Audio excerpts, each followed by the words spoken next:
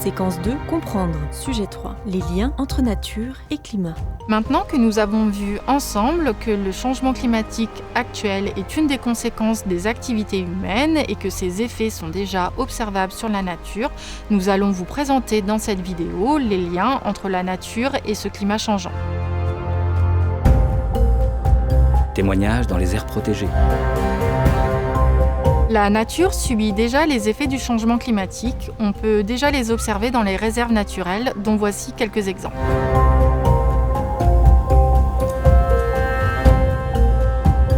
Nous observons des effets sur les espèces et les habitats de la réserve naturelle de la Petite Camargue alsacienne. Nous avons notamment deux exemples marquants. Le premier est celui de l'aigrette garzette. Jusqu'au début du XXe siècle, en Alsace, la présence de cette espèce était considérée comme rare ou accidentelle, au printemps comme en été. L'espèce est depuis en expansion dans le nord-est de l'Hexagone. Elle niche en Alsace depuis 2005 et dans la réserve depuis 2006. Même si les effectifs sont faibles, elle fait désormais partie de la vie faunicheuse de la réserve naturelle.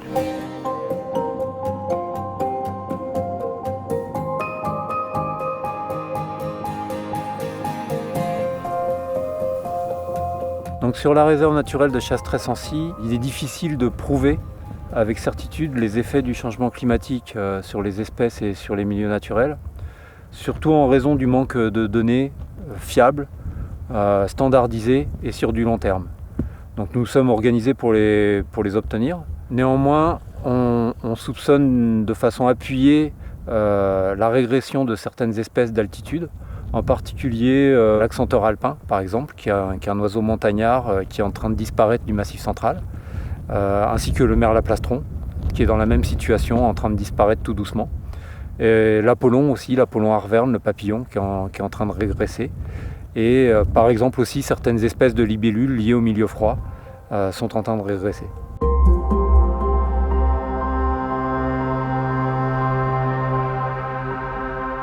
Ce qui est plus évident et pour lequel on dispose pour le coup de séries de données, c'est la baisse des débits des cours d'eau, qui est marquée d'une manière générale en Bourgogne et en particulier dans le Morvan. Donc on constate dans la réserve maintenant les petits cours d'eau qui subissent des périodes d'assec en été, et sur les gros cours d'eau un débit d'étiage qui est drastiquement bas, ce qui pourrait en fait accentuer l'effet drainant qu'ils peuvent avoir sur les milieux humides attenants.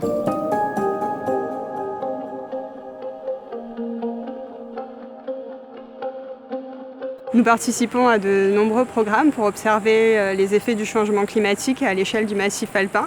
Mais le laps de temps pour observer des tendances est aujourd'hui trop court pour en tirer des conclusions. En dehors du retrait spectaculaire des deux glaciers qui sont présents sur la réserve, c'est surtout à travers le témoignage des habitants, des acteurs locaux et de l'équipe qu'on peut voir les changements qui sont déjà visibles. Certains parlent de la remontée par exemple de certaines graminées qui étaient observées par les alpagistes plus bas en vallée et qui sont aujourd'hui observées plus en altitude. On peut citer aussi la montée en altitude des forêts, même si l'élévation s'explique aussi par la déprise pastorale. Enfin, on peut parler du verdissement de certaines zones en altitude. Au-dessus de 2500 mètres, les témoignages passés parlent plutôt de zones très lunaires, ce qui est moins le cas aujourd'hui. Pourquoi le changement climatique affecte-t-il le vivant ?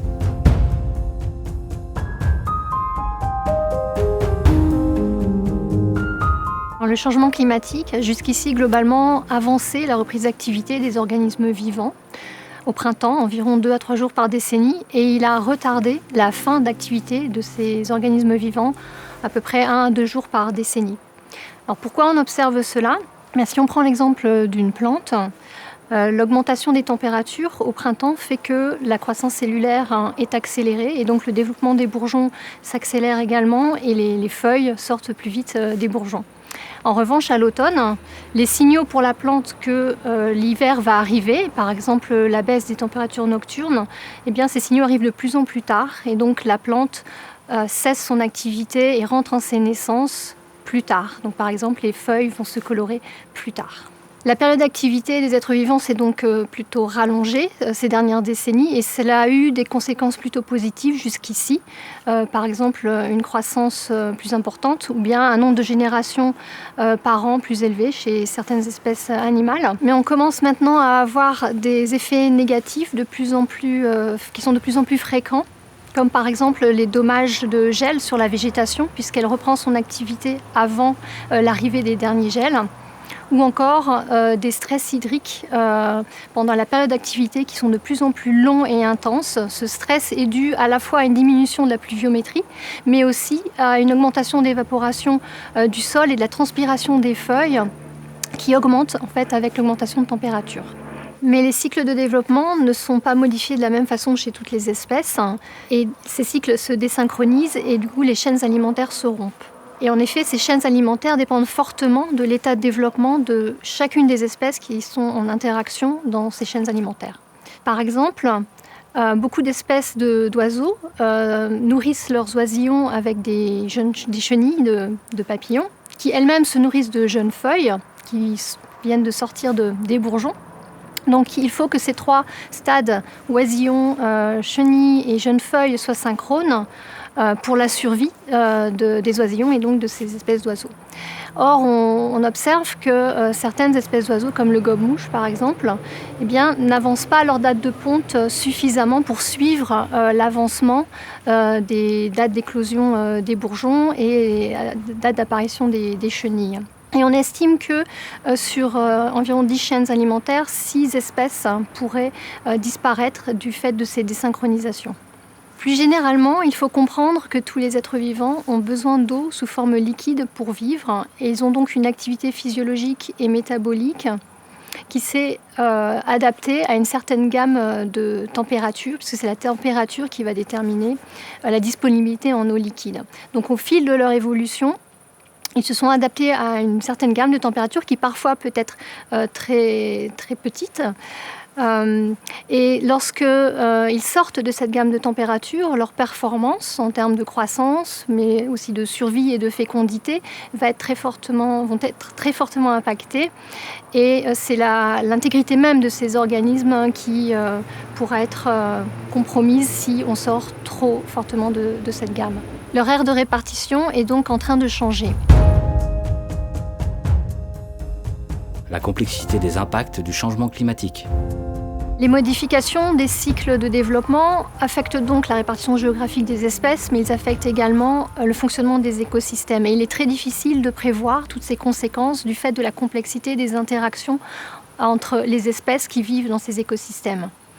Actuellement, le changement climatique est la 3e cause de perte de biodiversité, après la destruction des habitats naturels par les activités humaines, essentiellement la déforestation, l'agriculture et l'urbanisation. Et après, les prélèvements directs, essentiellement par la pêche et la chasse. Mais on prévoit que le changement climatique deviendra la première cause de perte de biodiversité d'ici la fin de ce siècle. Or, les espèces ont très peu de moyens de s'adapter à ce changement climatique qui est très rapide. D'une part, beaucoup d'espèces n'ont pas les moyens de migrer suffisamment vite. Par exemple, les plantes ne peuvent migrer qu'en dispersant leurs graines dans l'environnement, c'est-à-dire à chaque génération. Et certaines espèces, comme les arbres et les grands mammifères, ont des temps de génération longs.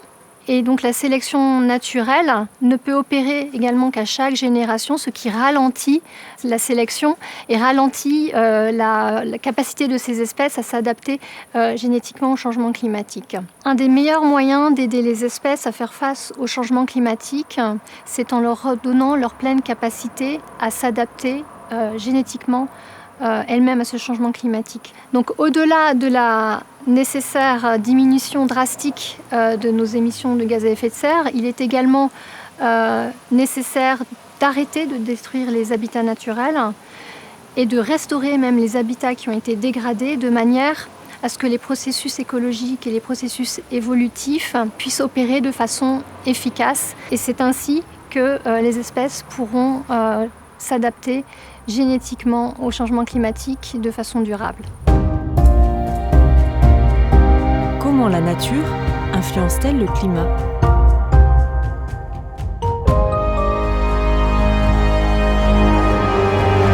Comme nous venons de le voir, le climat influence et définit les conditions de vie sur Terre. Et la modification du système climatique va impacter les êtres vivants et le fonctionnement global des écosystèmes. Parallèlement, la nature a une influence très forte sur le climat. Comme nous l'avons vu dans la première vidéo de cette séquence, le CO2 et la vapeur d'eau sont deux importants gaz à effet de serre. Le cycle du carbone et le cycle de l'eau sont donc deux cycles particulièrement importants dans la régulation du climat. Or, la nature participe à ces deux grands cycles sur la Terre et contribue ainsi à leur fonctionnement et à leur régulation. Le rôle de la nature dans la régulation du climat. Les écosystèmes tels que les forêts, les océans, les prairies ou encore les sols jouent donc un rôle prépondérant dans le stockage du carbone.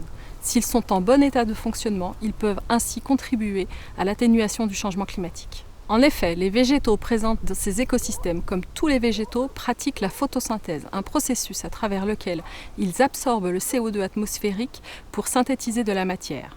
La végétation et le phytoplancton des océans peuvent donc être considérés comme des puits de carbone, puisqu'ils absorbent le CO2 atmosphérique et le transforment et le stockent sous forme de matière organique. Les tourbières sont également d'importants stocks de carbone, comme va nous l'expliquer Christine Daudelin, conservatrice de la réserve naturelle régionale des Tourbières du Morvan.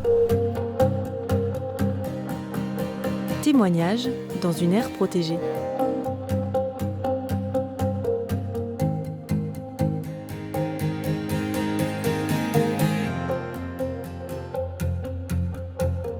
Les tourbières, c'est en fait un stock de carbone très important, puisque sur toute l'épaisseur de tourbe, c'est de la matière organique en fait qui est piégée, qui n'est pas décomposée, qui est issue de la croissance des végétaux et qui donc stocke beaucoup de carbone.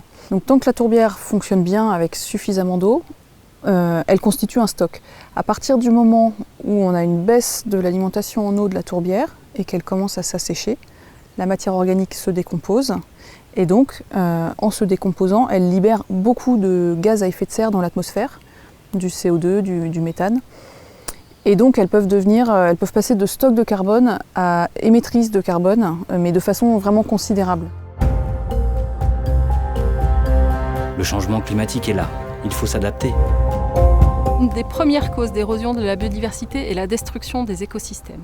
C'est aussi une des causes importantes du changement climatique, puisque la destruction d'un écosystème tel qu'une forêt conduit au relargage du carbone qu'elle avait stocké pendant des décennies, voire des siècles, et supprime aussi sa capacité à absorber du carbone. Ainsi, à chaque fois qu'on détruit une forêt, c'est une perte pour la biodiversité, mais c'est aussi une contribution au changement climatique. C'est aussi le cas lorsqu'on dégrade une tourbière ou qu'on détruit des sols pour l'urbanisation. La préservation d'écosystèmes dans un état le plus fonctionnel possible, tout comme la restauration d'écosystèmes détruits ou dégradés, est essentielle pour que la nature puisse continuer à jouer son rôle dans la régulation du cycle du carbone et du cycle de l'eau et qu'elle puisse ainsi continuer à contribuer à l'atténuation du changement climatique. Les écosystèmes assurent aussi de nombreuses autres fonctions, dont certaines permettent de réduire les impacts du changement climatique et permettent ainsi de contribuer à l'adaptation des territoires au changement climatique.